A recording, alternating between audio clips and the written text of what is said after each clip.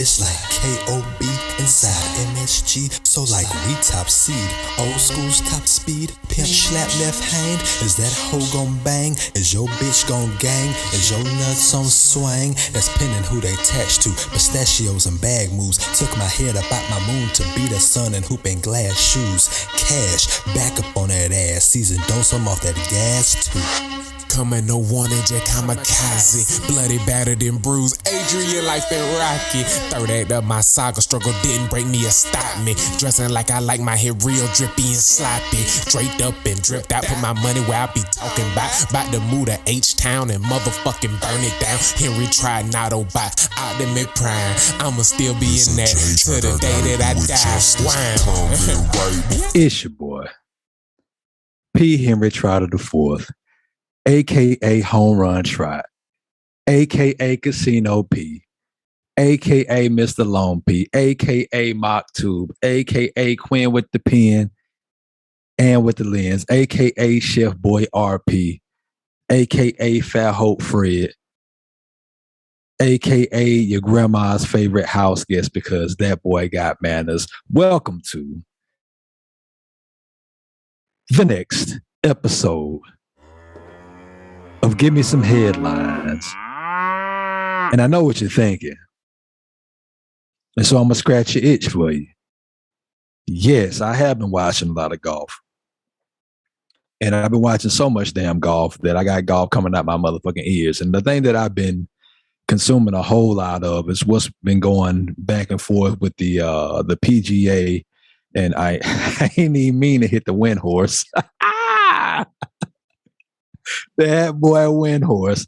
But what's been going on with Live and the PGA Tour, and I've been thinking about if I was on the PGA Tour, because I've been getting myself back into like doing a little bit of stretching and getting my legs back to where I can get back out here on this golf course. Even though it's 1,000 degrees in Houston, which is why I haven't really been outside on this shit. But before I really get into this thing, man, I want to in golf, there's a term called an ace. And that's when I think an ace is when it's not an eagle, but it's 2 shots or 3 shots. Yeah, I forget what an ace is. I have to look that shit up. But speaking of aces, I'm going to bring in my ace Boom Coon. That's why I'm trying to get around to. Yo, boy. It's your boy, COD the Cater Boy Music, a.k.a. COD Medical, a.k.a. CODMD, the doctors in here you talking about. And this right here is Erie.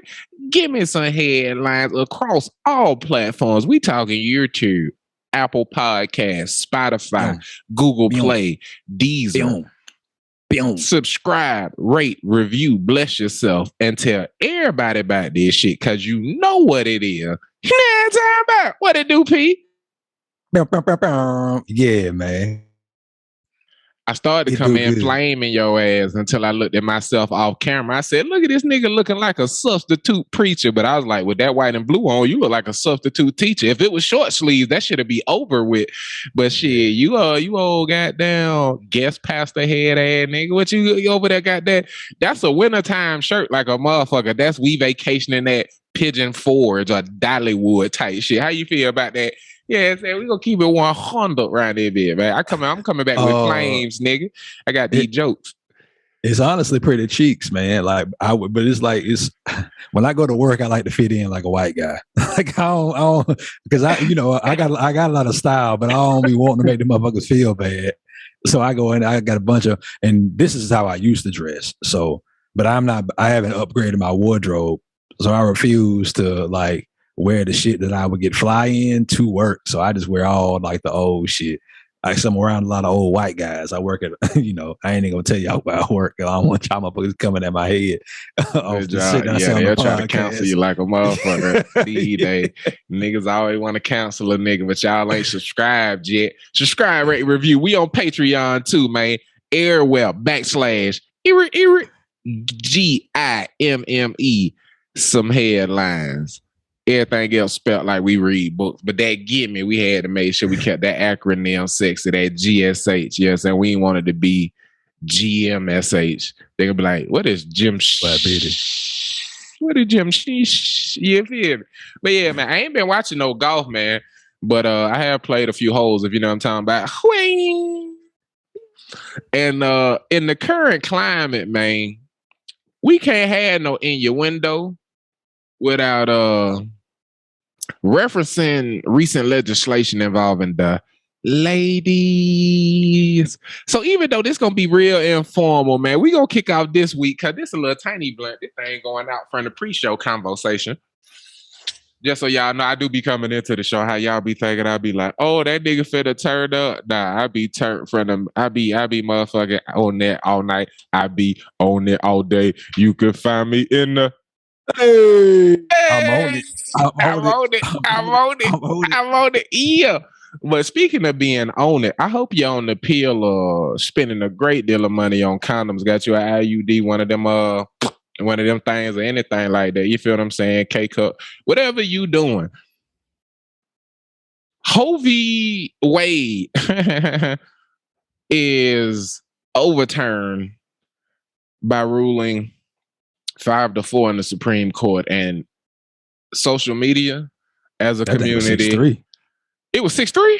It was 6-3. My word. I thought it was closer than it was. Who did I think flipped? It was the one of the after I tossed it to my brother, I'm gonna get online to make sure I can see which judges voted where, because I thought I knew how each judge voted. That's why I thought it was 5-4. So I need to know who I'm saying fuck you to. But for the 4 that did right, tip of the cap. No, the 3 that did right. Ain't this a bitch? 3 out of 9? That's what you want me to believe. In 2022, 3 out of 9 did the right thing. 3. I'm disgusted. I don't even got shit else to say. I'm going to just toss it to you because I'm disgusted by the ruling. I'm flabbergasted by the conversation around it. And you know, dichotomy and duality is my shit. I don't know if it's the Libra in me or what. Shouts out to all them astrology ladies. Feel free to give us some questions and some knowledge. Slide in the DMs. We'll hit you with a show link and just let you talk until you feel like not talking. We will share this platform with you astrology ladies. The only thing we will not do is any tarot readings or anything like that. We don't fuck with that. Pete, Roe v. Wade. Was I lying on you? You want one of them? Because I roll with Roe v. Wade. I'm talking about tarot card readings. Oh hell no, I'm good. Okay, yeah. So, no, I actually do tarot card readings, but they only be happy ones. You know, I do ASMR. I got my ASMR. How you do them, but they only be happy ones? What does that even mean?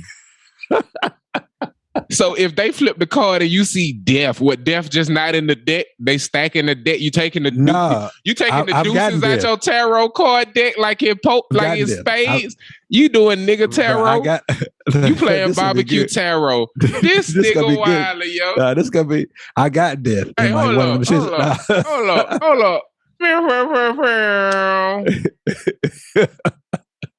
Yeah, I don't pick and choose. Go ahead, talk to me. For all the audio casts, I wasn't just telling them to shut up to make noise. We like to make sure firing up on the flight deck is on camera. You feel what I'm saying? I ain't do nothing but burnt the tip. I ain't even fire that bit. You see me, camera.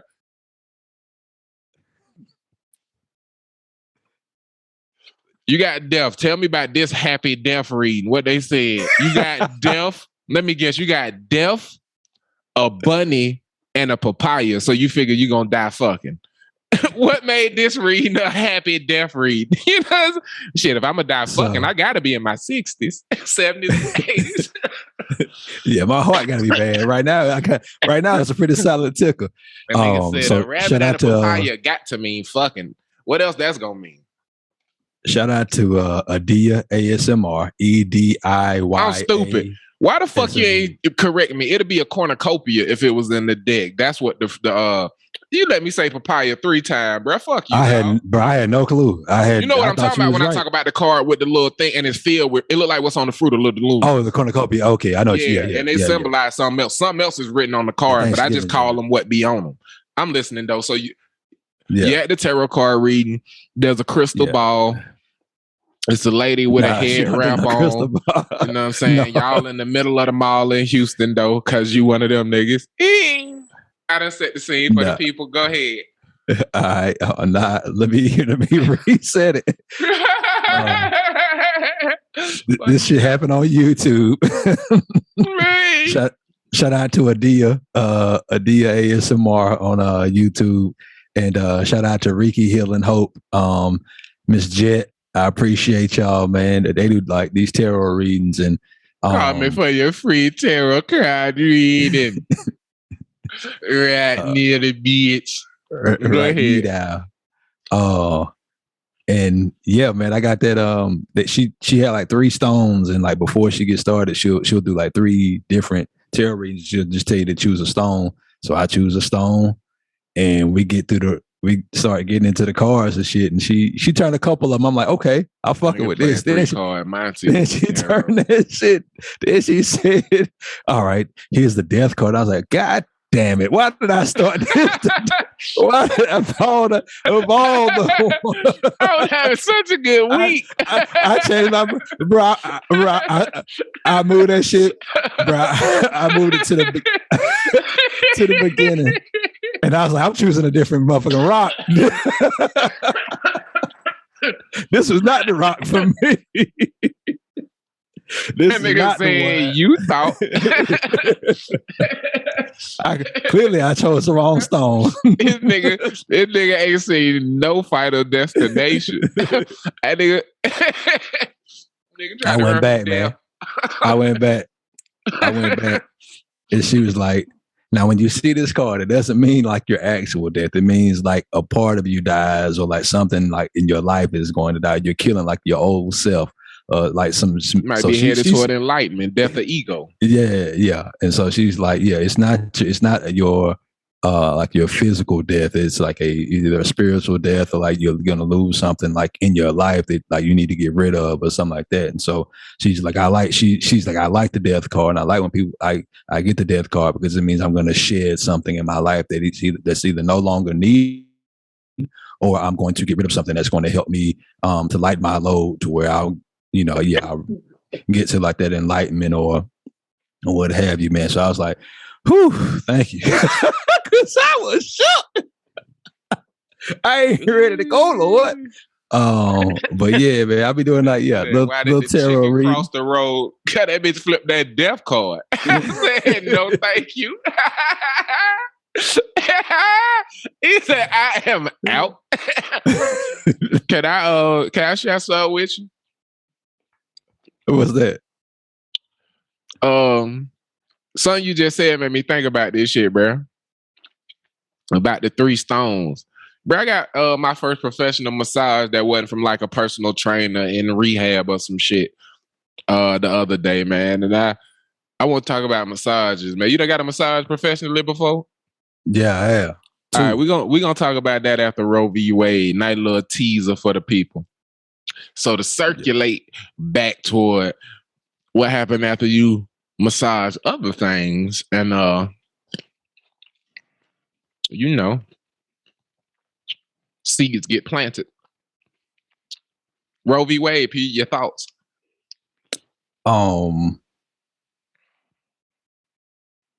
You left off at 6-3 when I thought it was 5-4. Yeah, bruh.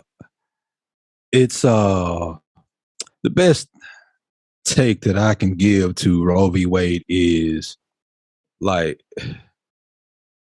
obviously, I think it's some bullshit. Like when you have like when you write things into law, and to change a law because you don't like it, like to revert. That's just some corny shit to me.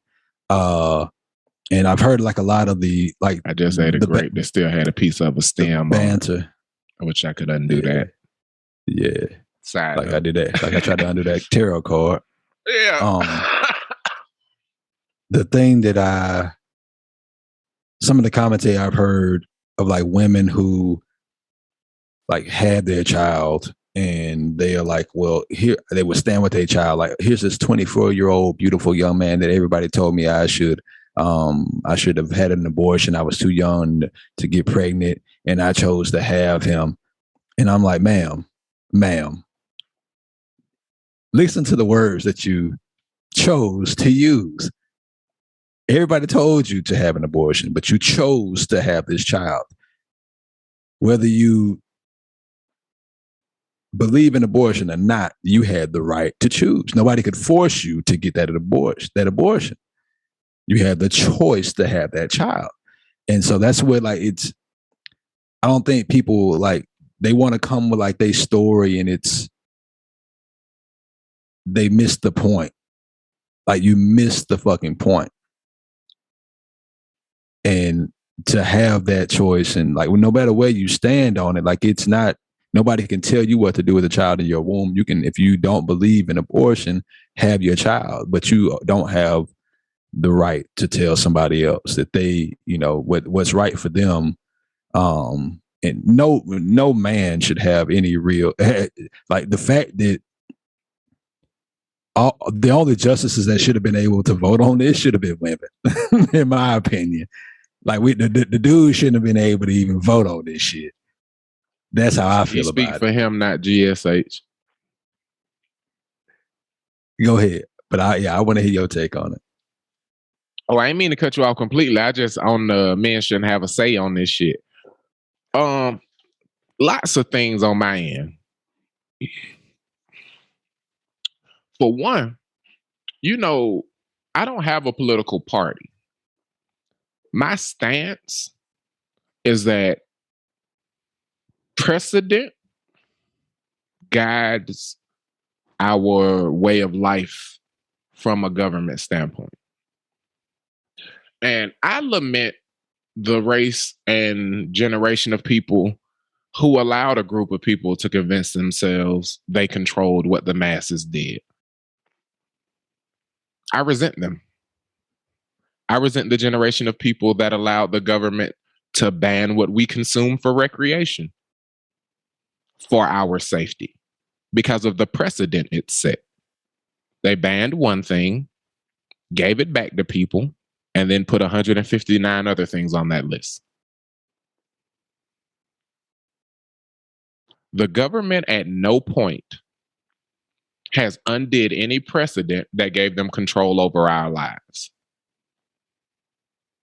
To undo Roe v. Wade, an unprecedented case that gave women power over their bodies, is flat out fucking disgusting, because it is something our government would never do to themselves. Was the Patriot Act repealed, or was it expanded?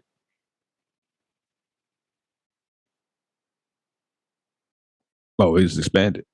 Point blank fucking period. And a great deal of women go to the extreme of, what if it's the result of SA? What if it's a situation where the mother's in pop? They go to the extreme cases where it would be needed. Yeah. And they use it to justify why it's terrible that it happened in any way.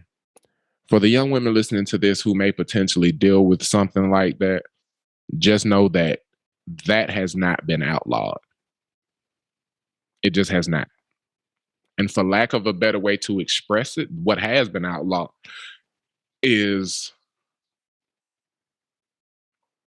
the rights being extended to it being treated as a medical service that is elective. It is something that still can be done if medically necessary to save a life. It is something you still can pursue if you were SA'd and don't want to have the child of your abuser. You do still have access to those resources. But that does not change the fact that you are more than within your right to be completely fucking pissed off, as if you needed anybody's permission to be pissed off. I'm just saying, I respect every word that come out of your mouth as far as the venom, but that isn't a valid criticism of what just happened, because you still will and should have access to those things. And you are 100% right when you speak that. I just want y'all to know you do have that access. That's the second thing. The third piece of this shit, bro. Women, I love you. But P has for a year and some change now called me the president of the He-Man Woman Haters Club, man. And I still got my alfalfa sticking right up, man. If we gonna talk about this shit, we gonna have the whole fucking conversation, is we not? That's what these is, conversations on wax. P, what the fuck we not gonna do as a society is talk about how fucked up it is for women to lose the right to choose at conception and not discuss the fact that men have always lost the right to choose at conception. We not gonna do that as a fucking society. We not gonna have a conversation about how fucked up it is for y'all to lose the right to choose at conception and not talk about the fact that men have always lost the right to choose at conception. Beyond that, if you don't understand exactly how fucked up that is, if you just call it the most basic thing and take women's bodies out of it, it allows women to stop the process of becoming a parent and choose whether or not they want to be a parent before birth and after birth. Women have always been able to give children up for adoption and not have to pay child support. So y'all have been able to check out of being a parent whenever the fuck y'all feel like for a long time now and not being called a deadbeat even when you literally stopping heartbeats. So we're going to have a real conversation because men have always been pieces of shit if at any point they didn't want to be a parent. Your thoughts? I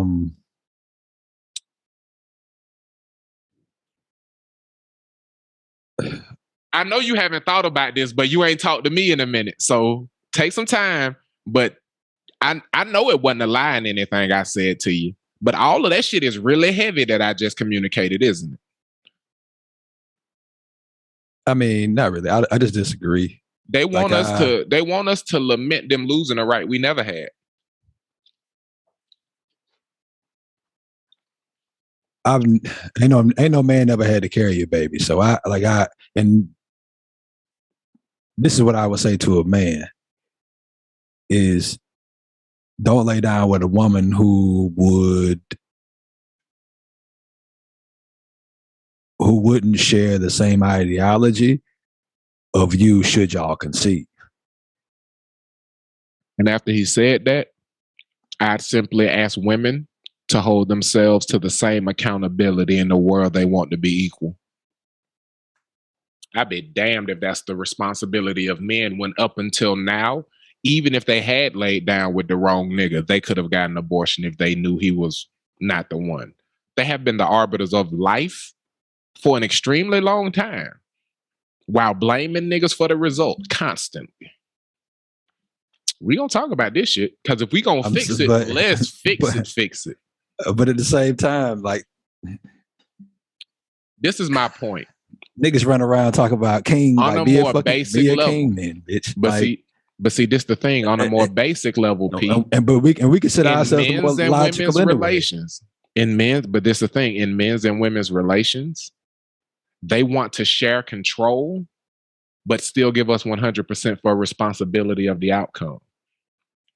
You're not finna choose how this shit go and blame me for how the fuck it went. That's the point. That's why niggas ain't just taking responsibility no more, because so much of the control has been taken. We not finna share the decisions and I take responsibility to fix all of the fucking problems like we ain't the ones that got us here. Especially when it comes to something as simple as consensual sex resulting in pregnancy. Let's grow the fuck up. Because the real meaning is fucking take on a different meaning. Because when you plant a seed, it grow into a fucking plant now.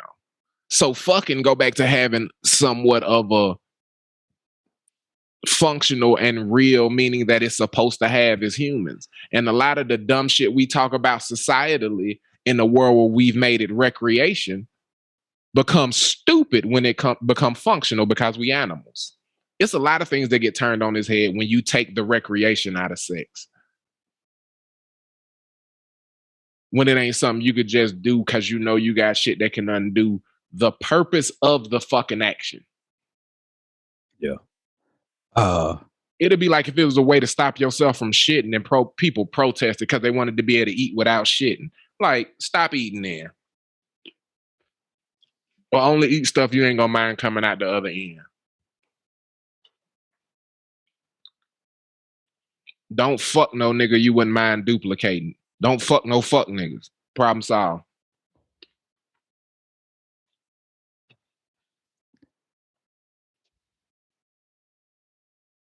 I started with saying it's fucked up, but I told you I was gonna be 100. Nah, but like for me, I just feel like, man, don't fuck no fuck niggas. Cause if a nigga get a bit pregnant while he married, you shouldn't have fucked that skeezer. If a nigga could choose to not be a parent to that child, give it up for adoption, how many of them mistresses would have them babies that be fucking up niggas' marriages? How many of these NBA players wouldn't have had their marriages fucked up if they could give up a child at conception? Women are wanting everyone to be mad they are losing a right men have never had. When we fix it, because it need to be fixed, both sides need to be addressed. Point blank, period. I'd be damned if it just go back to what it was. And we're going to make sure that this is a part of the conversation because ain't nobody man has ever seen a child to conception though. Like it's not like when you plant that seed, you don't get that shit take 9 months. Niggas be responsible for these children for 26 years if they go to medical school and college, nigga. Financially. Bruh, you talking about a 9-month pregnancy and I'm talking about the sword of Damocles hanging over their head. And them being able to go to prison because of 1 night and 10 minutes. If they bust quick, they could have been fucking for 5 minutes and have their wages garnished for 26 years. You're not finna tell me a 9-month pregnancy hold more motherfucking weight. Fuck that shit, but bro. That's a decision it is equal you made, bro. And it's a decision she fucking made. And it's a decision she fucking made. That's the point. We're gonna be responsible about this shit. It's a decision she made, nigga. Why are we acting like they're not grown and consenting partners too, bro? Fuck I'm not all saying that that's shit. not the case. I'm saying like men consider themselves the more logical. Seen a baby through conception. They have okay. And a woman has never went to jail because she got a raise and her baby father took her to child support court and she missed court because she went to work because she didn't want to lose the job she just got a raise at. But it happened to niggas all the fucking time. And women have to pay child support also. And 75% of women who are supposed to don't. They are not in prison. 92% of the men who don't pay child support end up incarcerated for it and charged with it. Yeah, I did the research. 75% of women don't though. And we don't bitch about it. We don't call them deadbeats. Every side of their part of this shit don't get criticized. And I refuse to let that happen on this show. We're going to talk about both sides, period. It's not a world of equity. And so in this case, it won't be if niggas don't ever negotiate themselves away from where they are. If niggas convince themselves through lessons taught to them by women that we shouldn't fight for ourselves, we never fucking will. If men keep convincing themselves that we shouldn't fight for ourselves through lessons taught to us by women, our mothers, and echoing things shared with us by our paramours because we love them and we care about them and we choose to see their side in the argument, and empathy is how we lead with our love. If we don't take a step back and actually look at our side of this shit and talk about the equity of our place in this world, shit like toxic masculinity will pop up, and there will be a version of masculinity that's not okay for men to have, but there will be no level of femininity that it is not okay for a man to display. And we will not be arbiters over our own fucking culture or identity as human beings. And I won't fucking let it happen in these conversations on Wax.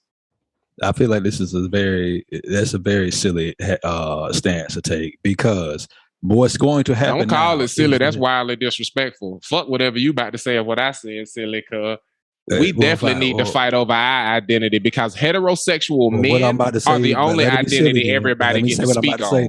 Everybody else get to control their identity. But heterosexual men, everybody get to speak on this shit. Everybody get to call what we do gay and this, that, and the third. But if a heterosexual man calls some another heterosexual man do gay, he the only fucker on the planet that's homophobic. If women do it, They not insulting us. They just da-da-da-da-da. They playing on our homophobia. Women do that shit.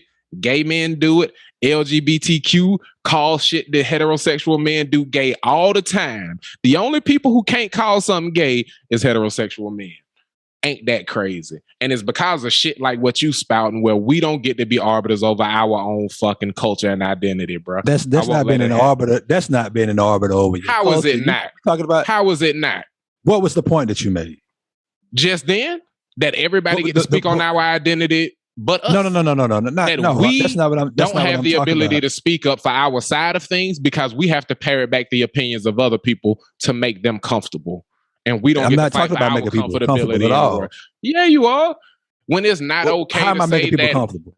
When it's ridiculous to speak on men losing the right to choose at conception when we having a conversation about abortion. That's when you making sure other people are comfortable and not acknowledging. I'm not making sure nobody's comfortable at all. I'm not. You just asked me what did you do that made me assert that or make that assertion. That overarching thing is what lead to me defending the right to speak toward the other side of this issue. Yeah, I feel like we got away from what the argument was, but if you say so. I'm not trying to make anybody comfortable. I'm saying you ain't trying to make nobody uncomfortable. I'll make somebody uncomfortable right now. We're not even talking like this is very, very silly. They try to make white people more. They're trying 60% of the abortions that happen are what people? They're white women. So 40% is everybody else. They don't want white women to be able to abort children because they'll be the minority by the year 2050. I think that was that's the barometer. By the year 2050, white people will be the minority. They don't want to be outpopulated by the populace because 60% of the abortions that happen are their women. They 70% of the population, but only 52% of the birth rate, and their fertility rate as a population is dropping as well. And they can't explain why. That's why all of this research in vitro and incubation pods and all this shit. That's why all the money going to researching that. You can look up the fertility rates in the country. You can look up the birth rates. You can look at the current population. That's what they mean when they say they're losing America. I agree with that statement you just stated 100%. And I see what you mean by saying, nah, nigga, I said I piss some people off. I feel what you're saying. So essentially, you just don't, you ain't had the thoughts I had about that side of it, but you willing to piss people off. But I definitely don't believe that what I discussed on my side of it was silly at all, because there is a flat out ignorance to true equality happening as equality between the sexes is worked towards. Because women are only addressing double standards that don't benefit them. And that is a unilateral true statement. Women, a lot of women are coming around, but from a policy standpoint and from a cultural standpoint, they're not talking a lot about the shit that benefit them. And being able to stop being a parent whenever the fuck you feel like it, or if you choose to, for someone else to be financially responsible for all of that fucking process is a huge fucking double standard in a world that's supposed to be equal. And I don't think that could be debated.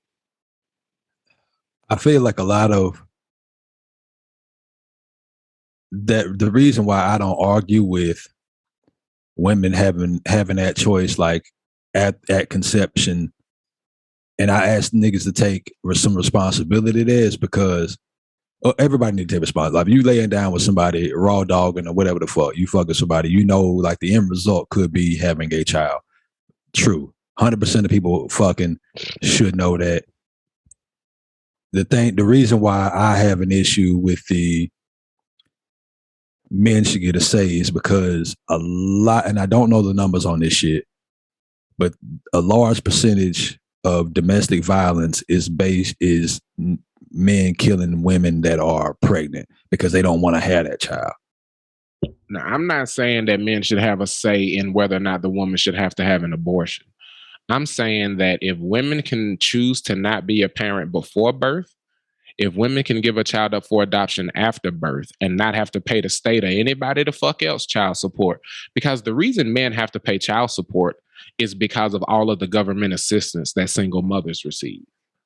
If you receive WIC, if you receive Section 8, if you receive certain payments and stuff from the government, it is a stipulation of the program that there is not a man in your home and that man, the father of the child, be put on child support. It is a stipulation of those programs. But we know some of the things more government assistance than anybody else. But these are some of the things that deliberately split up the black family, because they were making this government assistance above the average income of the black household. So it was more financially viable to kick the black man out of the home for the financial benefit of the child. But you remove the father from the family. You see what I'm saying? So some of this shit is deliberately built mechanisms to fuck men over. And to continue to bitch about policy and not talk about the man's side of it is fucking ridiculous. Not understand what I'm saying. To continue to talk about policy and not talk about the man's side of it is stupid as fuck on our part, because fixing our imbalance doesn't give us the ability to be fuck boys. It undo their ability to make it more financially beneficial for us to not be in the fucking home. Imagine if you could give up your financial responsibility to a child, but never step the fuck away. So that woman could get all the fucking assistance she wanted, and you being present didn't change a goddamn thing. You getting a raise didn't mean you go to court and have to go to jail or some bullshit like that because they gonna trigger it if she don't trigger it. Because sometimes women ain't the people who trigger these go back to court. It's because the government want a bigger fucking percentage. Because they get a percentage of your child support as they fee. They take a flat fee and a percentage. So the more you pay, the more the fuck they get. It ain't just about greedy ass women. Yeah. How this nigga paying $12,000 a month? It's because they don't give a fuck if you go bankrupt. They don't give a fuck if they take the money from the child. They don't give a fuck if they have to put you in prison and take your ability to work or be present for the child at all away from you. This is what losing the choice at conception has done to the man's role in the fucking single free world of people saying fuck the family. It has given women resources and freedom and flexibility and made it a fucking freedom on the line situation for men. To continue to not speak on our side of it is something that I can't allow. And that's why I'm fighting as hard as I am for it, because I've seen this shit happen to men at all levels. Men who were married and then got divorced, and women who lost the house they got into divorce when he paying them double what the fuck the motherfucking mortgage payment is in child support and alimony. Like, I done seen wild shit happen to niggas. And them niggas lose the ability to do any goddamn thing about anything the moment they bust a nut. And if we gonna talk about how fucked up it is for women to lose control over their bodies, to act like in a world where men have to pursue a woman to get a date, men court women for the process of building a relationship, and women have the final say to consent after men pursue in a lot of situations, because a high percentage of women don't feel comfortable initiating, so men try until they are successful. To act as if a woman as the final fucking decision maker on whether or not we even go on a date, on whether or not we even get into an intimate space, on whether or not we even fuck at all, to say that they still need to be the only ones with the final ability to say, no, not me. And even after birth, they can say, no, not me. No financial consequences. And that's exactly how it's supposed to be, is lunacy. But if it's the onus on them, or is the onus on the system? It should be on the laws. It should be that if there is a commitment to creating an equal world, these are imbalances that need to be addressed. I will be honest about not having all the answers, but these are imbalances that need to be discussed. I 100% do not disagree with that assertion. I believe the onus should be on, which is why it is really fucked up, because systemically it is to their benefit. Yeah, like you said, to kick the male out of the house. How do the onus should be on us to rebuild the nuclear family and to build to not, I don't know if it's insulate our community, but to bolster our community, or to not rebuild our community, because I feel like in some ways our community isn't. A lot of ways our community is fucked up, and it's been we've gotten removed from, obviously for over 100-something years, like our family structure has been completely fucked. And so there needs to be an initiative or initiatives to get our family structure back to being that about our nuclear family, and then also our community. Be convinced that laws going backwards would be against that. Because this is the thing. Part of how we get here is you often meet your fate on the road you took to avoid it. If you look at Margaret Sanger, the founder of Planned Parenthood, and some of the people involved with getting Roe v. Wade even passed in the first place, because if you do your research on the actual case, the woman who was the central focus of Roe v. Wade is an Emmett Till level bitch. She lied about being raped by a black man at a time she wasn't even pregnant, and wanting to be able to abort that black baby is what was the motivation for getting those white jurors and all of the shit to get it escalated up the chain to get to the Supreme Court. Racism was the motivating factor behind getting Roe v. Wade in place in the first place. I didn't know that. Yeah. So then from that, they start these Planned Parenthoods and then put them in low income and multicultural communities deliberately to curb the birth rates, to prevent what you're talking about happening 20, 30 years from now. But like I said, you often meet your fate on the road you took to avoid it. 60% of the abortions that take place are not from the communities they intended for it to be. You understand what I'm saying? Yeah. Just like with all, I ain't even gonna go into the other things that had a ripple effect they didn't expect. But said all that to say, outlawing abortion. You often meet your fate on the road you took to avoid it. Think about how many minority communities are hitting levels of affluence and shit. How many different people are hitting it? It's not just the Latinx something. Community is, and they do not do abortions in the Latinx community. You understand me? So it ain't gonna be no I'm going off to college abortions. They having that baby and still going off to college. You feel what I'm saying? Like you're gonna meet your fate on the road you took to avoid it. Those projections and you trying to do things to avoid those projections are what's gonna make them projections come true. That's what I truly believe. And it ain't because of just the movies that do all of this with trying to undo what you see in the future. But usually you meet your fate on the road you took to avoid it. And that's why I look to create my fate rather than avoid things I think are inevitable. You know what I'm saying? I don't look at them like they're going to be a stalwart to my actual fate. You feel what I'm saying? So I don't fear any of what's happened here. And from a me standpoint, to be selfish, because that's what a lot of people are doing with how they look at it from a extrapolated standpoint. I'm that baby that lady hold up and say, everybody told me I should have not had this one.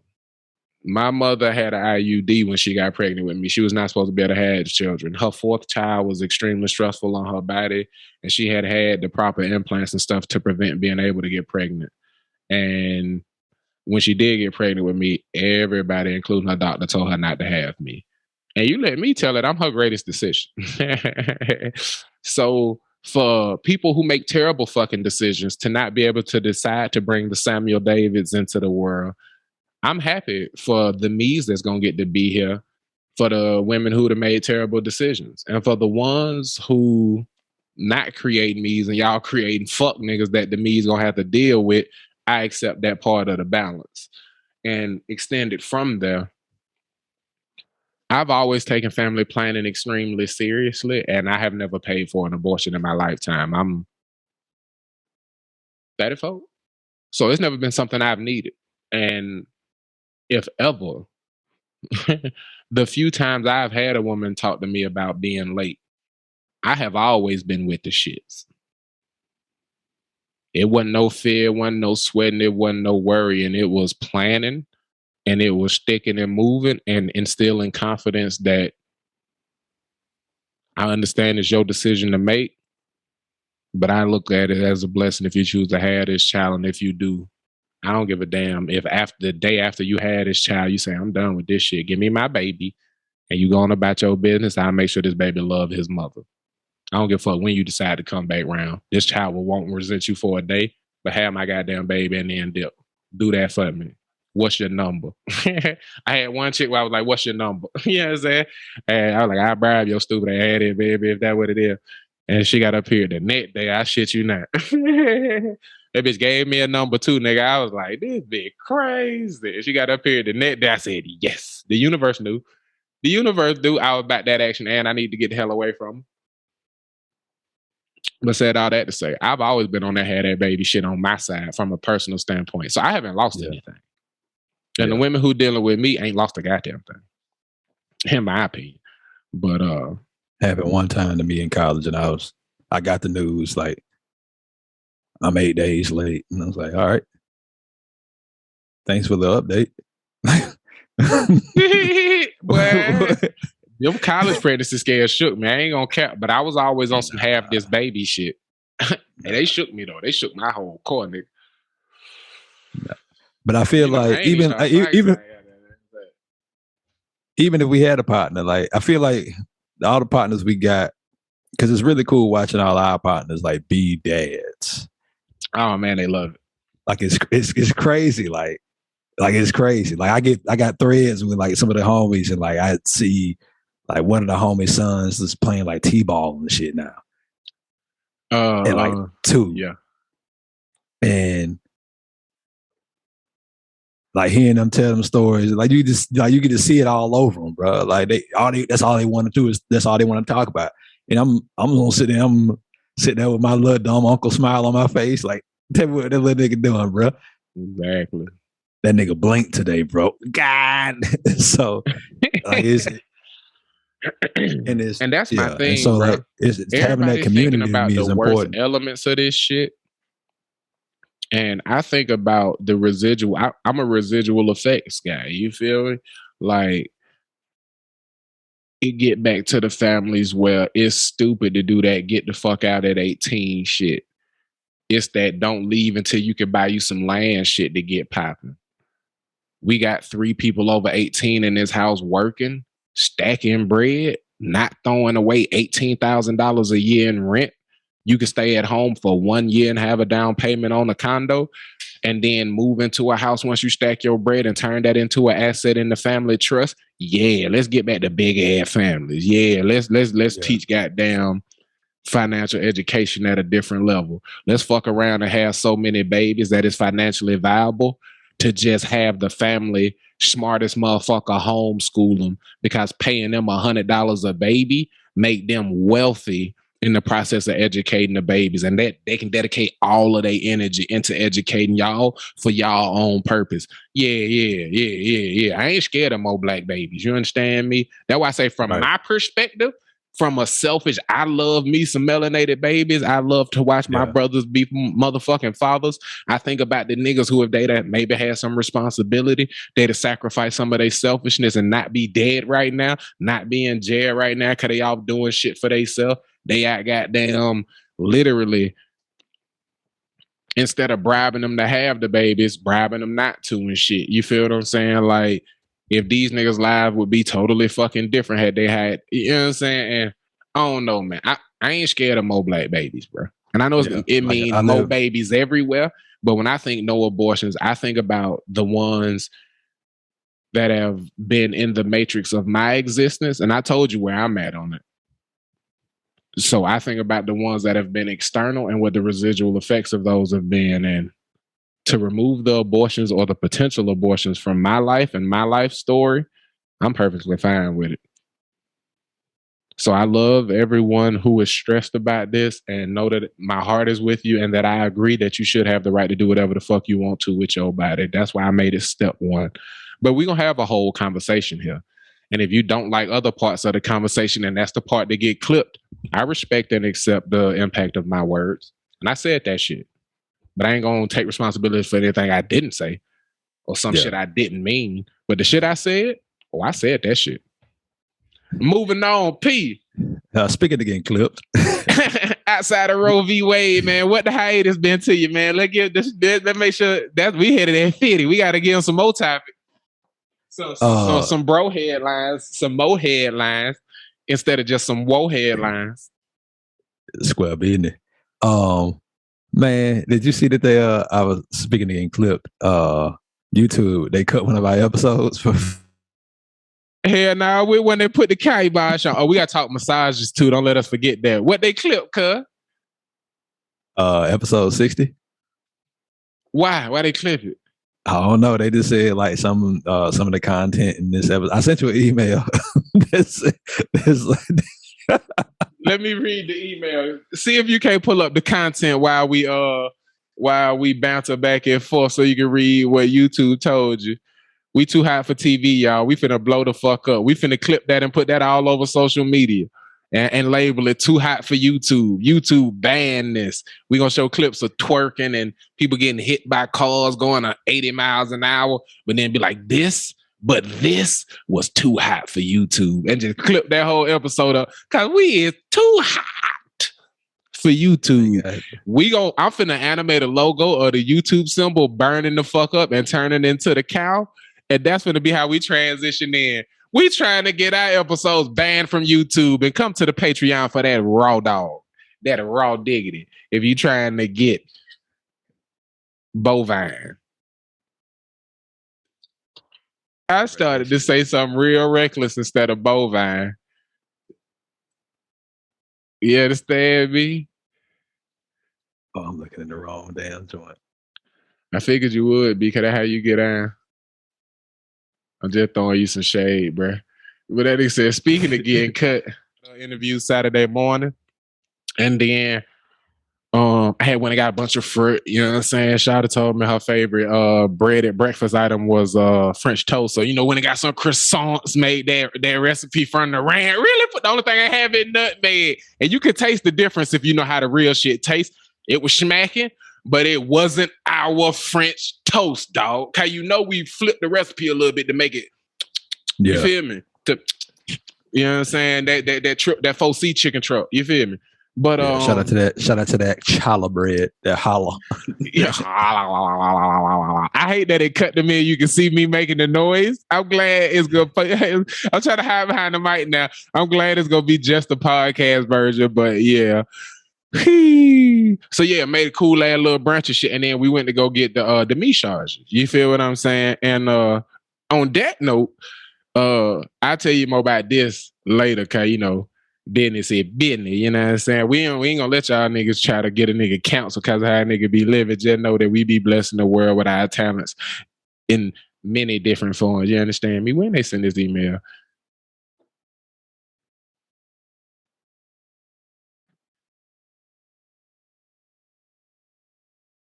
Oh shit, they sent it this morning. I should have already responded. I could have swore I checked my email earlier today. But anyway, I'm gonna respond before I go to bed. Massage, man. Tell me about your first massage. And if you be getting them frequently, cool. But tell me about your first one, because that's where I'm at in the journey, and I'm about to tell you a very funny story. You feel me? But go for it. Yeah. The first one was it was after I got in that car accident. It was like Labor Day, I think it was Labor Day. And I was driving for a Lyft, and I had just dropped somebody off at like this Labor Day party, and it was a young lady who was trying to get to that party. She was in the far right hand lane. She was in it was three lanes going, I think it was south. She was in the far right. She was in the lane next to me, got over to the far right hand lane, and nothing was coming on the other side of the street. So it's a 6-lane like area of the city. Bruh, she swooped right in front of me.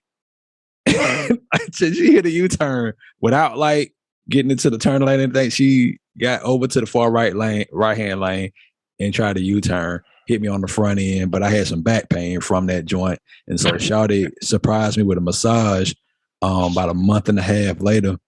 And it was a girl that she had met, I think through like book club. It was a book club we was in the A.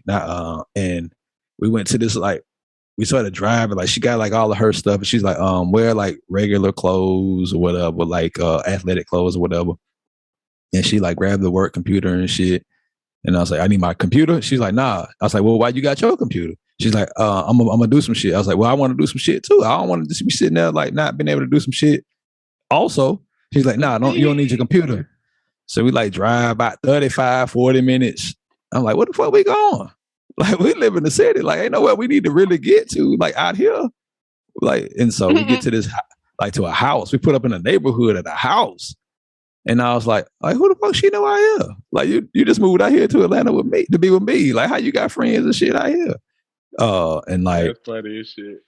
This white girl about like 6'2" walk out, start waving. And I'm like, oh, I think I've seen this person. She's like, yeah, like she's a masseuse. I was like, oh, okay. And so I'm thinking my lady gonna be there the whole time. She's like, nah, I'm just gonna drop you off here, you know, this random fucking white girl. And she goes, I'm gonna go to Starbucks and do some work. I was like, well, this is weird. So I got in that bitch, man, and she's like, hey, you take off your clothes and shit. I'm like, oh, fuck no, man. So I take off all my clothes and shit, man. Like, she stepped out of the room and like she came back in there. Like, I had my drawers were still on. I wear basketball shorts. And so like she threw that thing on, little towel over like my back and shit. And choose your words carefully. You just said you took your clothes, but she threw that thing on you. Ooh. Nah. But she had this like mint and lavender like some shit, bro. She put that shit like I was breathing it in, like, you know, she had like the whole little table with like the head cut out, and I had my face down in there, and I just remember like you could feel. She chloroformed you with good stuff. Very good shit. Like, you cut off one sense and like the other one's heightened. So I had my eyes closed while I look at that, and like somebody getting close to you. So your sense of feel, like I felt something getting close to my face, and I was like, whoa. And she's like, oh, it's okay. You know, it's just a little oil. She had like this lavender peppermint oil. I was like, that shit smelled good as hell.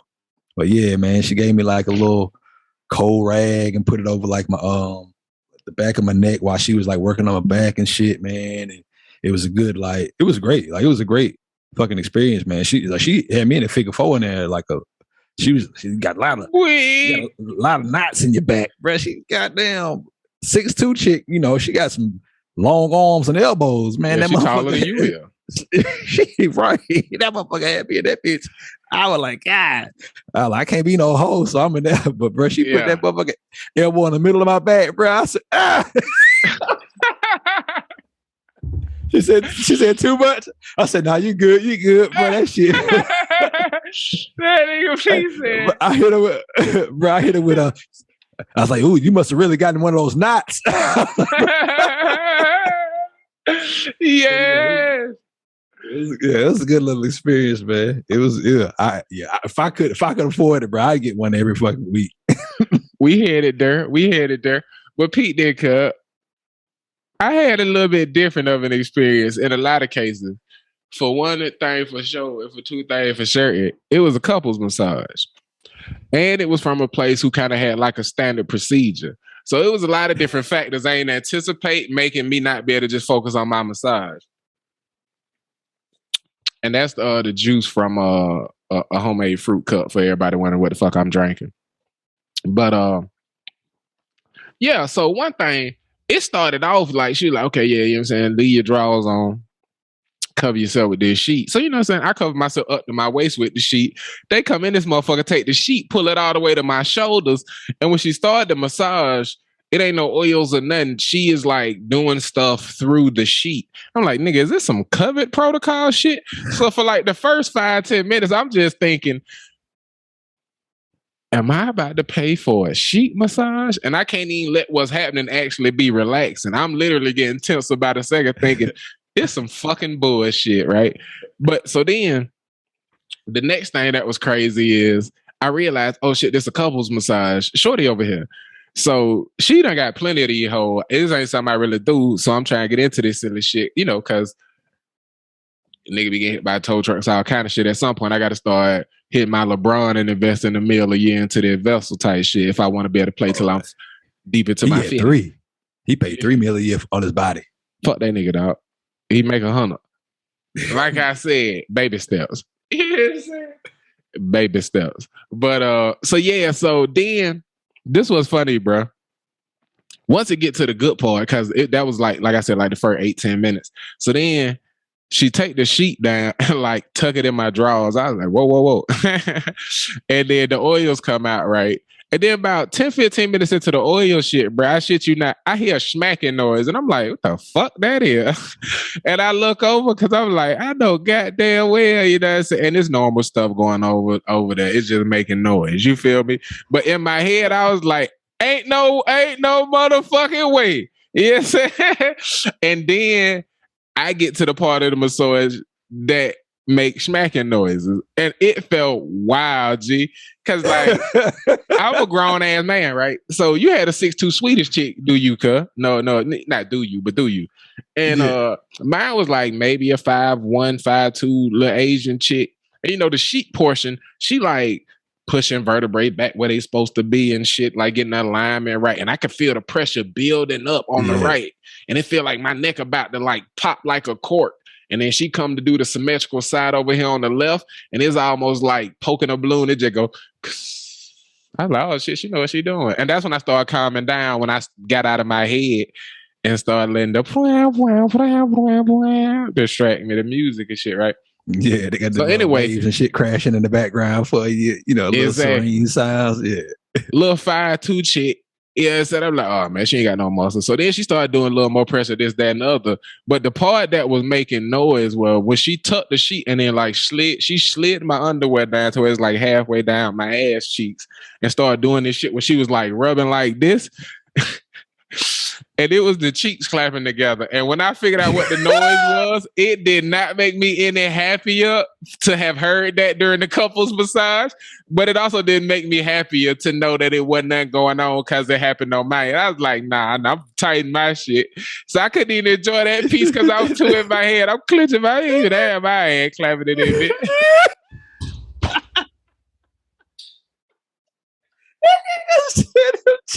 Damn, my cheek clapping in there massage. And this is the funny part, bro. And I wanted to wait to this portion of me telling you about the massage to tell you this piece. It wasn't in a standalone place, bro. I thought it was. This shit was smack in the middle of Stonecrest Mall, cuz. So you can hear nigga walking around shopping, bro. Little kids ran into the massage parlor. I want a massage. Do you hear the nigga say, get out? Get out. He trying to stay professional. He got people in getting beside these little kids running here on their booger nose shit. They're having a good old summertime. So I'm laughing, shouting like, yeah, we can't go back there. And I'm like, yeah, all right. You know what I'm saying? But that shit was funny to me though, bro. Because I'm just taking everything in. And you know the Venn diagram, I'm thinking about 12 things at once. And I could not just get out of my head and get a fucking massage. And then I hear the nigga, I don't know if you ever went to go take your lady to get like a pedicure, manicure or some shit and didn't feel like going and wait, so you just get one too. I'm like, I be getting them shits, y'all. So I be there when she get her shit if I'm going to get her with it. Double book, nigga, and them shits is great for you. But anyway, you'll hear the nigga try to upsell her. And when it's you treating, she be like, she don't just get what she normally would get. She be like, ask him. You feel what I'm saying? And then you just be like, yeah, get her whatever you're talking about. But right, you can't like, man, you put. I don't know about no gel nails. The fuck? How much that cost? You can't even ask that, and you don't know what the fuck be going on in them nail salons. But them niggas know. Right, them niggas be knowing. Yeah, I'm saying. Your shit be $30, the bill be $150. You be like, how the fuck this happened? I got a manicure pedicure too. How her shit $90? But that's funny. That's dating though. But anyway, so I ain't expect to get nail salon activity in a massage place. I'm like 50 minutes into my hour massage, and I hear this nigga trying to talk her into a 30-minute extra edition. And I already knew what was gonna come. She was like, ask him that. And as soon as he came over, I'm like, don't touch me, bro. Go ahead. And he was like, what you mean? You want the 30 minutes? I said, nigga, yeah, go ahead. Don't touch me. Because he was coming over to tap because, you know, your head is in the thing. But I heard everything. We laying right next to each other. I heard you try to upsell her. You know goddamn well we finna get this 30 minutes. Now I know what y'all be on over here, though. You feel what I'm saying? Right. Nigga, Upsell land wanted a tip. I said, nigga, the upsell was your tip, nigga. Go ahead and put the tip on it, yo punk ass. I'd hit you with a. Yeah. I ain't gonna say nothing racist. You waited till we got in this motherfucker before you try to upsell me. You could have upsell me over the phone when I set this shit up. You feel me? You done wasted 10 minutes with this sheet on me to ask me if I wanted an extra 30 minutes with oil. Slick bitch. You feel me? Yeah. That fake ass system. But yeah, though, live and you learn. It was a good massage though. For it to be the first one. Next time you it's go something back, I definitely go do again. Next time you go back, we got this one. I don't know if it was Swedish or what have you. I'm exploring Zeal, cuz where they send somebody to your crib. Okay, then. But they subscription cancellation ridiculous. Do some. We did one. We did a couples joint, and they walked on our backs, and that shit was fire. This had a hot rock section into it. I ain't even get to that part because of the booty clapping part. It was right after that though, so it wasn't even normal enough. Them hot rocks is fire. Yeah. And then they get to doing that clicking noise. That shit relaxing as hell. When you hear that clicking, and they be like, "Yeah, you got like a rhythm to it. It's like music. It's relaxation music. It's almost like a pendulum. Yeah, it was a good massage though. But it was a whole funny process though. That nail salon upsell was funny as hell to hear in the massage place in your drawers. You feel what I'm saying? Like, it's one thing with somebody finishing up your feet, and then now you got to go sit in the front and just look silly and wait for another 30 minutes of upsell shit to get done. When if they had just asked her in the beginning, they could have did all that shit. You feel what I'm saying? Yeah. But yeah. At least I got to get the same upsell she got. And that part really loosened up my neck, which got it hurting like hell now because I'm back sitting with bad posture.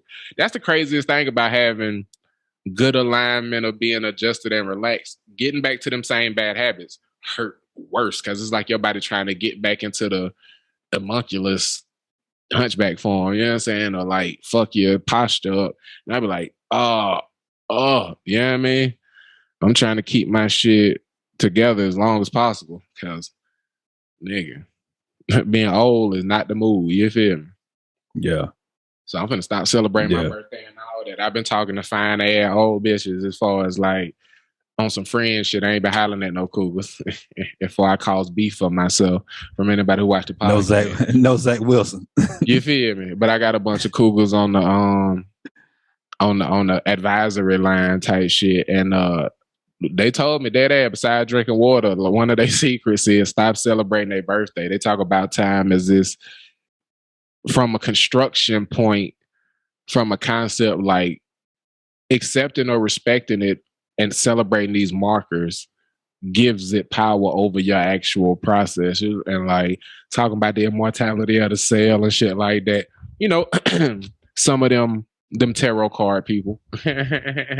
But a lot of the shit they told me, I mean, we out here. Check the nails. Carson Daly. Check the nails. You remember that shit from Pussycat Dolls? Oh my God. It's Aries Spears was impersonating Carson Daly. He was like, check the nails. And he was like, what the fuck is that? I don't do that. He was like, I'm Carson Daly. Because the nigga is one of the, like, for those who don't know, Aries Spears is one of the best fucking impressionists to ever do this shit. In a world of people who just doing the voiceovers so that the need for talented people fall away, this nigga do impressions with the best of them. If you like Jay Farrow, understand that this nigga is the Jay-Z, Michael Jordan of this shit. And the funny element of that is that it was just a terrible fucking impersonation. That's why it didn't matter what he said, because it just wasn't a good Carson Daly. You feel what I'm saying? And he just went in. I'm talking about he leaned into it. That shit was funny the whole movie, bro. And it was just like a small piece of it. But yeah, man, Aries Spears funny as fuck, man. Shit, man. Shifting from massage. Matter of fact, man, I'll let you conclude the massage section. I transitioned us from the flight deck. How you getting us from the rub off?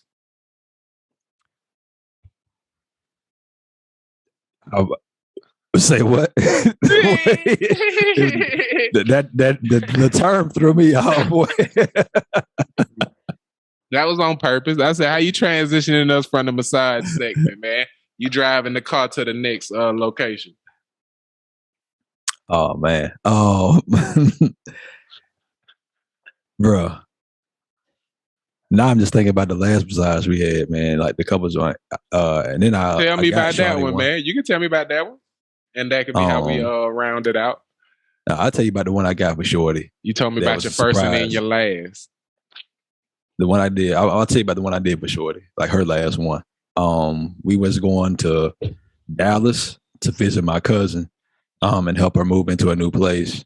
And I wanted to, like, I knew she was having some issues that, like, not issues, but like she was stressed out about work because she had just made like a pretty big work decision, and like it was kind of weighing on her. And so it had been a while since we had our couples joint, and so I started to look at when we went to visit my cousin, like I'd heard about like they have like a bunch of massage parlors up in like the Dallas area, where we were, and I looked up this one spot that was fire. Like she said it was like a 3 hour. It was like 3 hours, and it was like this whole joint. But it was a haram. It was an Egyptian spa or like Mediterranean, like a Mediterranean spa, and like these are women who live in the East, and like they have all these different Eastern like cultural practices that they perform. And like all the women who worked there were like Mediterranean and shit. And so they like we pulled up to the spot where she was getting I told her we was going to help my cousin move in. And she like, before we was going up there, I was like, my auntie gonna be up there and everything. And she was like, well, let me get my hair done. I was like, well, nah, don't get your hair done. Like, we gonna be moving this shit. Like, you gonna sweat. Like, so just wait till you get back to do all that shit. She's like, so okay. The reason I told her that shit, cause like you gonna be up in there with like, they had like this, it was a whole treatment, bro. And she was gonna be up in like a sauna and shit. And so her hair was she was gonna get that shit done, and it was get fucked up, and she's gonna be mad and a bitch at me. So I like, don't do that. Don't do that. So we pulled up to the little spot, and I told her we was meet my uncle there, so he could take us to my cousin's apartment. Because I didn't like it. It was a brand new apartment complex, so like they didn't have the address and shit out, And so she's like, okay. And so we pulled up to like the massage joint, and she was like, we were sitting there for about 5 minutes. They hadn't opened yet. We got there like I got the first appointment, so it was about 5 or 7 minutes before they opened up. So we were sitting there for a minute, and they was late also. But we were sitting there, and she was like, "Where your uncle at?" And I was like, "What you mean?" And I forgot what I told her. I was like, "What you mean?"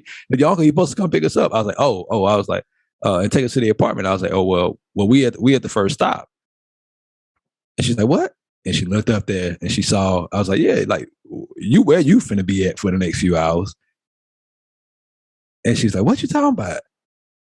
Like, this is a massage parlor. And I was like, and she's like, "Oh," and she started hitting me. And she's like, "You kept this secret from me the whole time." So I started crying and shit. And so we got her checked in, man. And she was in that bitch. And like when she got done, bro, she came out of that whole like zen in the bed. She was so relaxed, bro. I like, "What you want to go get something to eat?" And like, "Yeah, black women always care about where they go eat at. You want to get something to eat?" She's like, "Yeah." And she was like, I was like, "Where you want to go get something to eat?" She's like, "Yeah." Keep talking. It don't even matter, cuz. Like shit. She's like, it was like shit. It was just like she had got done smoking the whole blicky. But yeah, man. She said like they did the whole hot rocks thing, man. They made like a little tea and everything. They did like this. She had like an hour massage. They like moisturized. They like use these Mediterranean things to like moisturize the body and shit, man. And did like this little scrub and everything to get like all the dead cells off her body and stuff. And so yeah, it was. She said she had a great fucking time. So I need to do that for her again sometime here in the near future.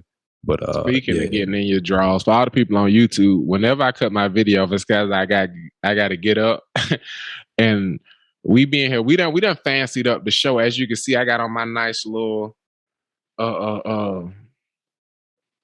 blue tie with my white shirt today. But understand this, I'm still not wearing pants for this show.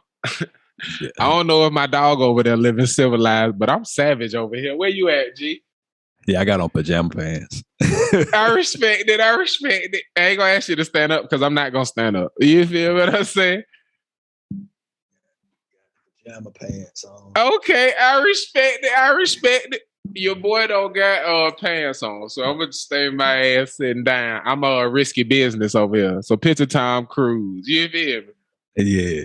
Hold on, let me screenshot it. If it look crazy, I cut it. Hold up.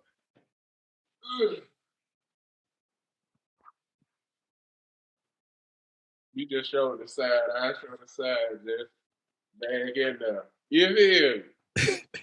We in that thing. You feel me?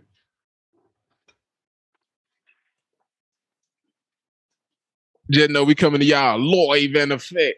Even when we record in the morning, nigga, I put on my shirt tight. I come in here and say, fuck it, you heard? But this ain't just some end of the day. I'm going to take my pants off but stay fancy. I be in a basketball shorts and a fucking wife beat or some dumb shit. I go put on a dress shirt and take them shorts off. Show ready.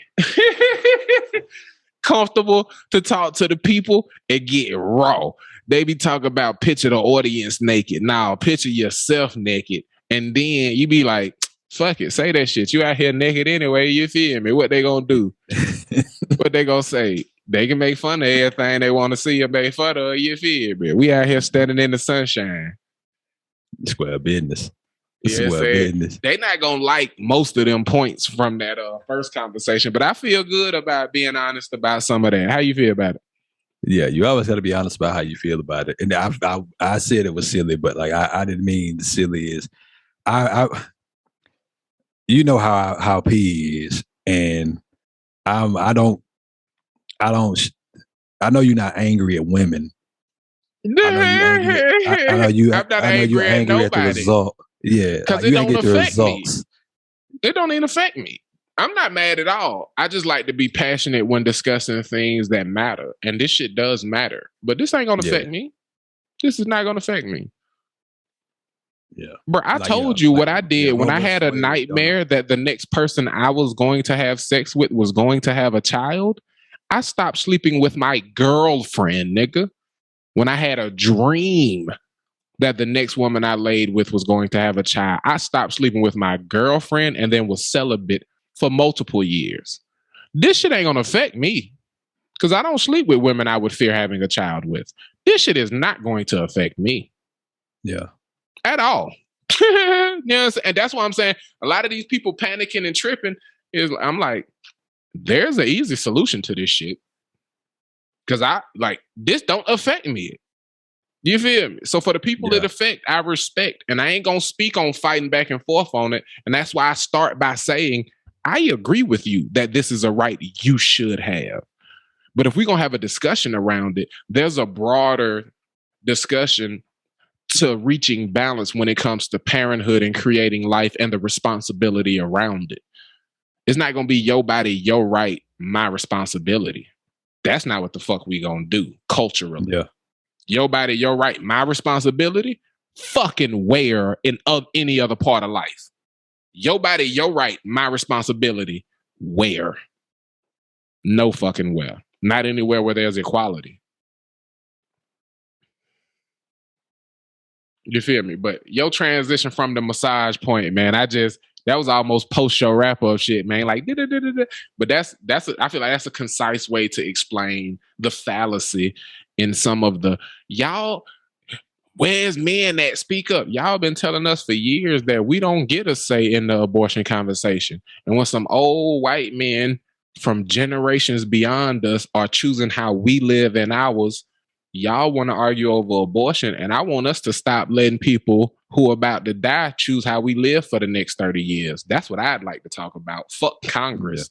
Yeah. Y'all want to argue over Roe v. Wade. I'm saying fuck the way we do life. Why do we continue to let 60, 70-year-olds choose how the rest of the actual living world live?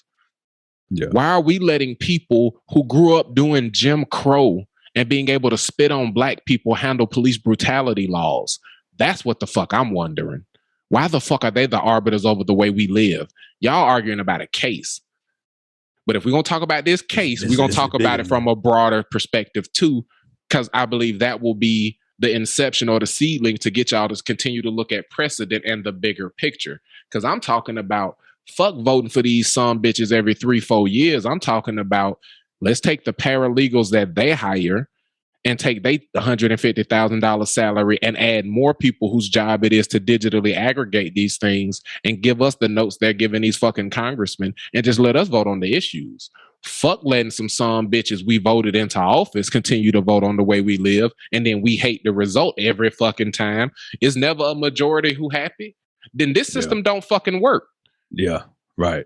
Because I shouldn't hear more people bitching about Roe v. Wade than celebrating what happened if this system worked. The majority's voice should be louder because they should have been taken care of by the democratic system.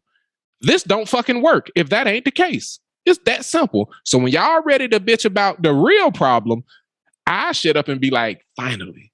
But until y'all ready to bitch about the real problem, I'm going to try to continue to expand the conversation, but understand that I will prioritize starting at, you are 100% right. This shit is fucked up and it should be fixed. But let's talk about some more stuff too, because that's the simple part of this. And I agree with you. And if you want to speak on that, I'll shut up and let you speak and then finish it by saying, what the fuck she said, motherfucker. And some more stuff though, because I ain't got to echo what you said because you're right. And I just sit and bow. You understand me? Yeah. What you got on your mind, brother? Speaking of the system, not working. Before we hopped on, I was searching some news articles, and I've been reading like a mother. I've been consuming like a lot of, about media companies, about like a lot of nonfiction about like business and entrepreneurship and like systems and like payment, NFTs, bro. NFTs got me in the goddamn tizzy, nigga. I'm trying to figure this shit out. Boy, this ain't easy. I don't know. Boy, but once we figure this shit out, nigga, it's gonna be some money to be made. But when we get ready to hop on, who know what's going on. Yeah. Before we hopped on, I saw that Chile, them motherfuckers down there is doing some unfucking precedented. They finna rewrite they whole motherfucking like what is our shit called? It's not the Declaration of Independence. They whole constitution. Shit, because that shit's not working. Come back to Constitution. You froze up. They about to rewrite their whole Constitution. They about to start from there.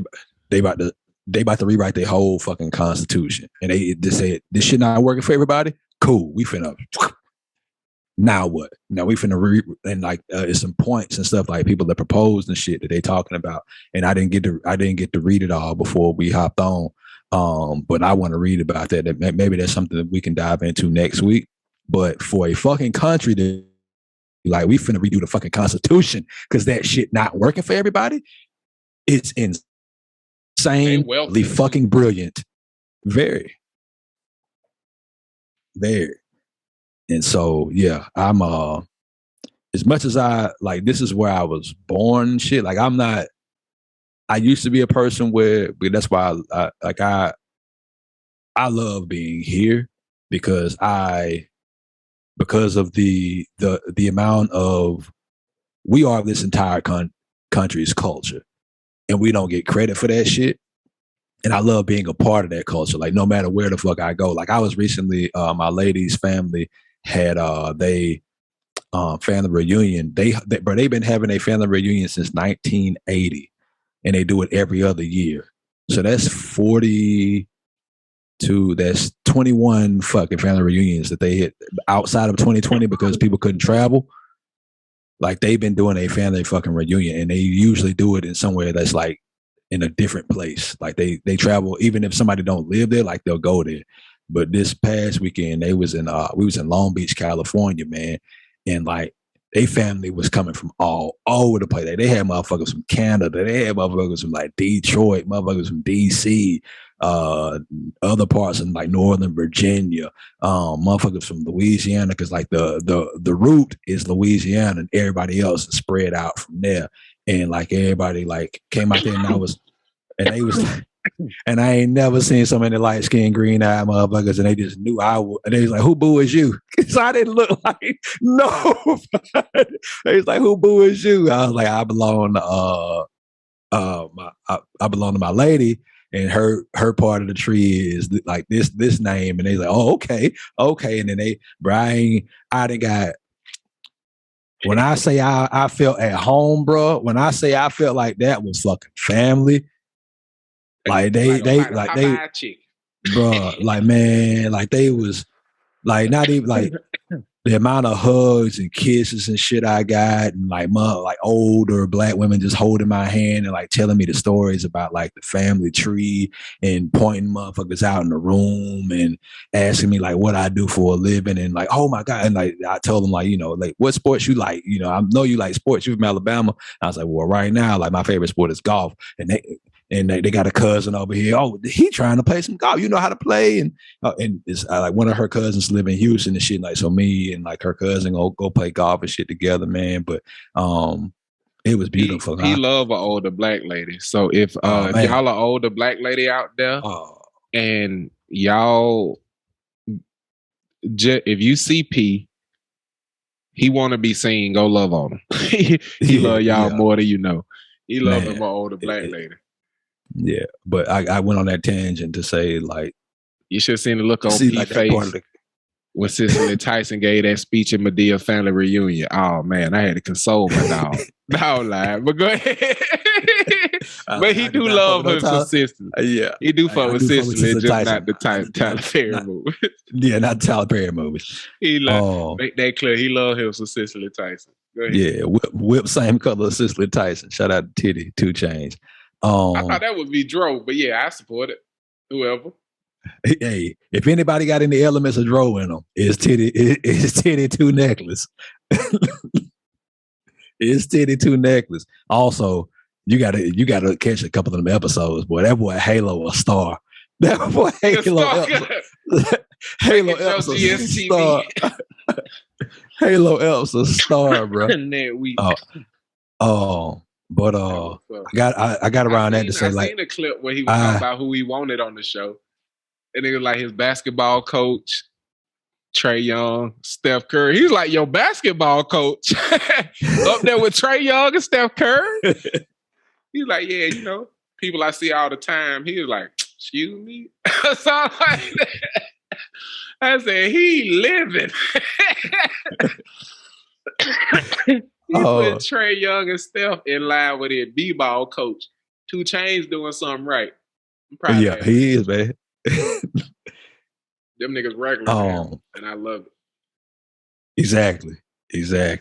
I love it. He got that boy head on straight, and he's sharing a part of that maturation process with us. So shout out to Halo Show and his co-host.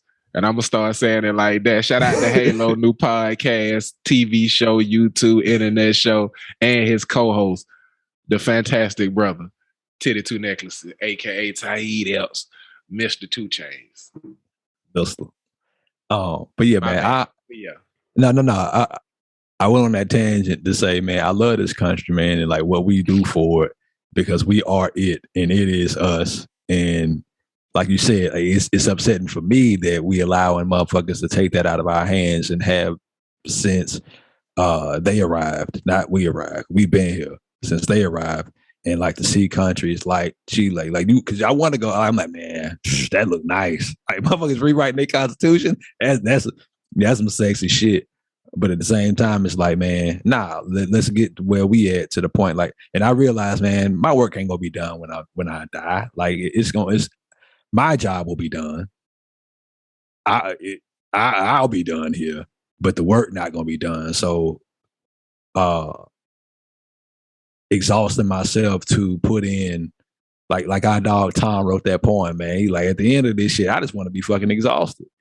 Like I want to be fucking exhausted, and yeah, I want to get to that point, man. And I love this country,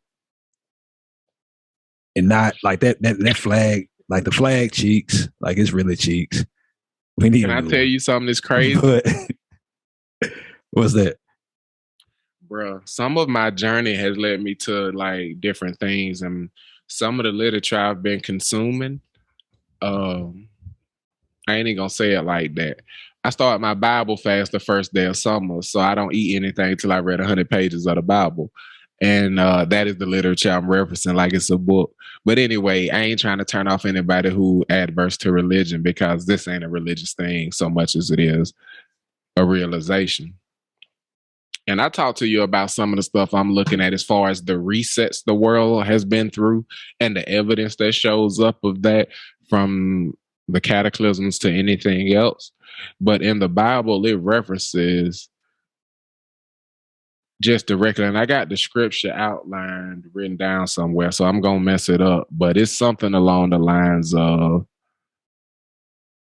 it's the, you know how they say a jack of all trades is a master of none. Mm-hmm. But the whole quote is, but he's still better. It's still better than a master of one. The whole quote is longer than that, and it actually supports you being a jack of all trades. But they use it to push people into specialization. Yeah. But that's a bastardization of the quote. Said all that to say, the quote of "there is nothing new under the sun" is the end of the actual Bible quote. And a lot of people don't even know that's a Bible quote, but "there's nothing new under the sun" is the suffix to a prefix that states everything that was will be, and everything that is will be. And no one who came before shall know of those who come after, and no one who comes after shall know of those who came before. So a lot of people's obsession with being remembered, like, yeah, understand that fuck your legacy. Greek mythology was people's religion.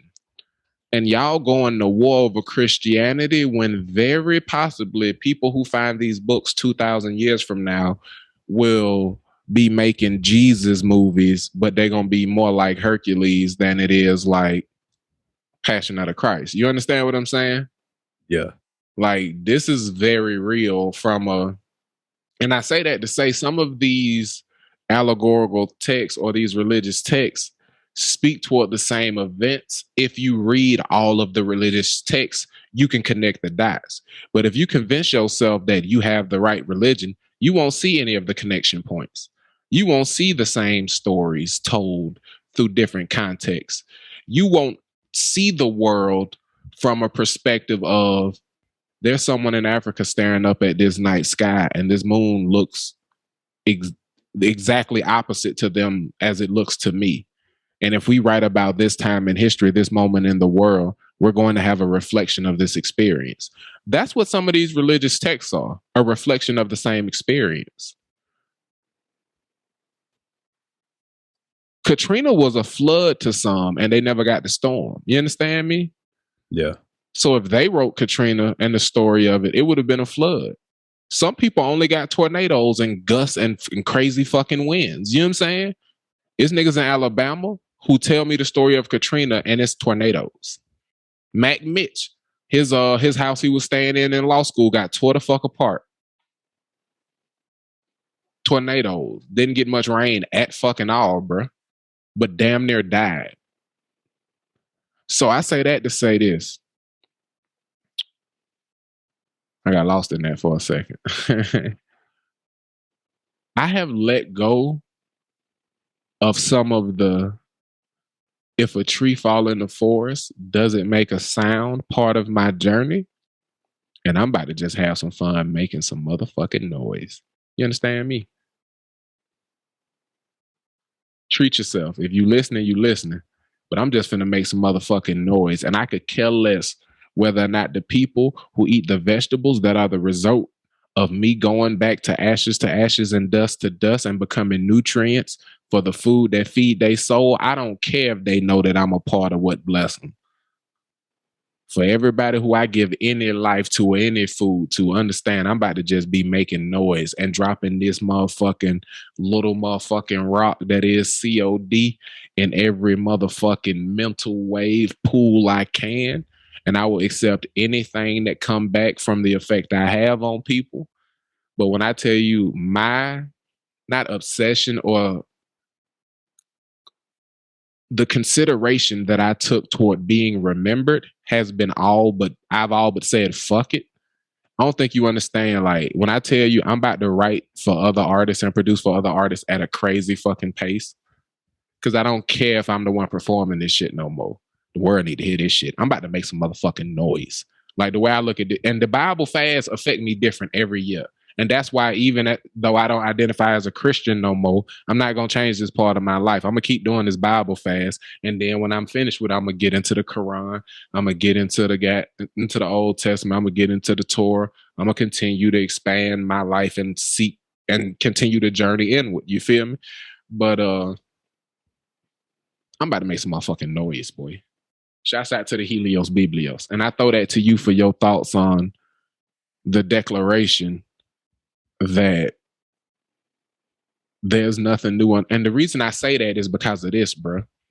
The way that I extrapolate that out into creation and me being somebody who's extremely creative is because if you look at the scientific nature of matter, the E equals MC squared, anything without mass is eternal. It's infinite because it doesn't have a beginning or an end. It doesn't have a start. It doesn't have something quantifiable. You see what I'm saying? So ideas and thoughts are energy. That shit is the E in the MC squared, but it has no mass. You see what I'm saying? Yeah. So those are infinite. When you sit and you find your calm and you're trying to create something, you're not coming up with a goddamn thing. You're downloading information. You're communicating with something. And it is choosing you as the vessel to deliver it back onto the earth. But that existed, it will exist, and it has always existed. You are simply the reflection of its existence on this motherfucking plane of existence. You have been chosen. So I respect what the universe has done with me, and that's why I am going to be much more giving with what it gives to me.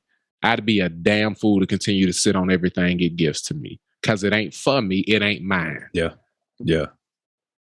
I'm focused on owning 100% of this and it ain't fucking mine.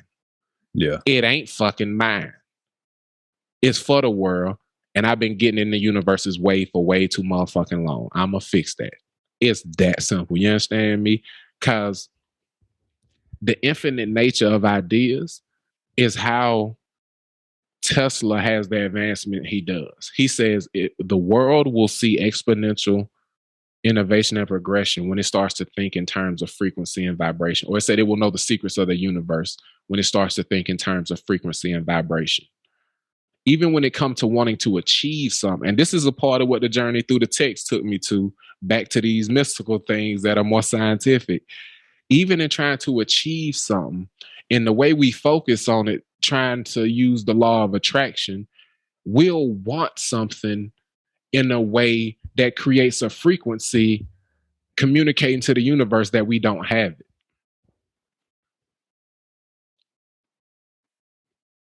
You have to already have it for the universe to align the things that gives it to you. You understand what I'm saying?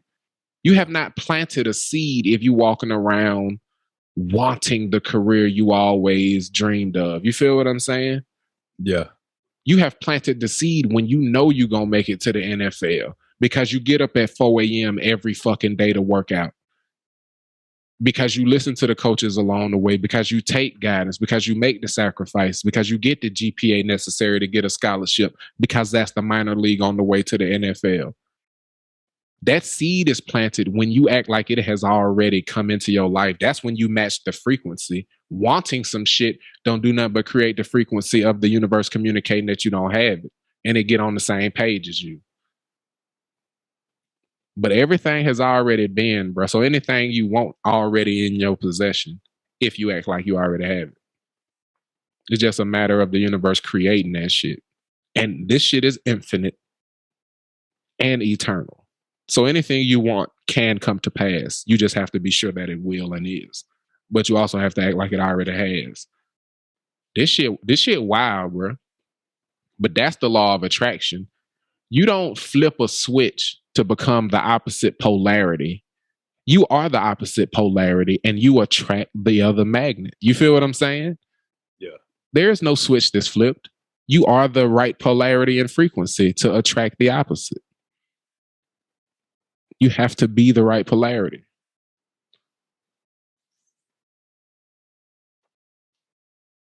Same thing with creation and finding that creative space.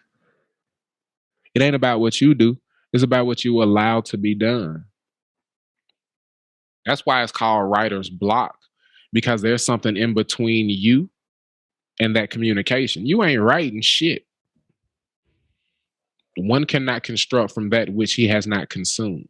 The more you consume increases what can be communicated to you. You can't speak a language you don't understand.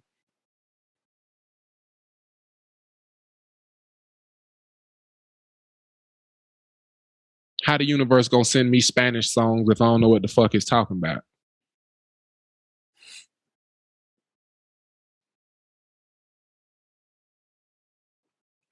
I can make songs to Spanish rhythms because they embedded in who I am.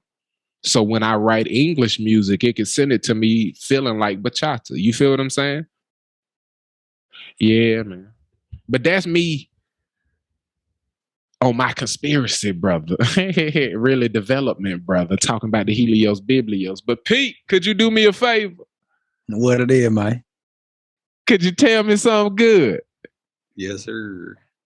I sure the fuck can, bro. I wondered if you had one in the can. I'm glad you do.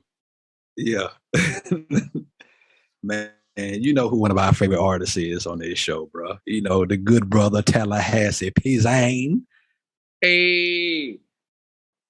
Did you know that Tallahassee Payne, for his contribution to the state of Wisconsin, received a key to the city of Milwaukee, Wisconsin? You for real? That's dope. June 11th is officially T-Pain Day in Milwaukee, Wisconsin. Dead ass. He has a Wisconsin Fest. Like they actually has a Wisconsin Fest. They had people, they had Lil Jon there, Juvenile was there, and a whole lot of other more people, bro. That's gangster there, bro. Tallahassee Payne wrote a song and turned Wisconsin into Wisconsin, and he got the key to the city. Drove tourism through the roof. Yeah, man. Yeah, get you a mansion in Wisconsin. Straight up. That's when you know you really made it. He made that state the symbol of really making it. Think about that. Think about what that does for your image. Somewhere in Wisconsin. Girl ain't nothing to the pain. What you asking for, bruh? And people talk crazy, man. Write whatever the fuck you got in your heart. Yeah, like whatever the universe downloaded to you, young blood, kick your shit, man. Kick your fucking shit. Whatever the universe download, kick your shit. Because I'm sure that the universe had to download that shit to him. He was like, you know what? I'm going to say it. And the thing I say to echo all of that, bro, is this is a brother who went through a phase where he felt wildly underappreciated and really thought that people didn't fuck with him no more. Yeah. And everything the universe is doing to let him know how wrong he was about that just made me smile, because he's brought a great deal of people I know countless immortal memories through his music and his art.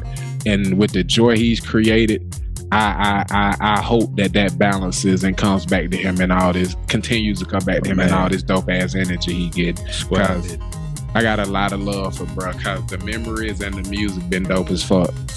Yeah. Yes, sir. Even the shit from the Tiny Desk to he's just like a great soul with a podcast. He got great soul. Yeah. But yeah, man, whether it's love or appreciation, because ain't nobody gonna remember you once you gone, because that's what the Bible say. Because I ain't said that. The Bible said ain't nobody gonna remember you, and you don't remember nobody that came before you. Don't nobody know what James Madison looked like. Y'all know what Trump looked like, though, because he a president that was here during your time. But said that to say this, whether it's facts or talking that shit, we be on that, and I ain't talking about no weed, because we here at Gimme Some Headlines believe that whether it's the blunt passing or a little bit of understanding, It is always better to give than it is to receive. 3. Yee! Yay!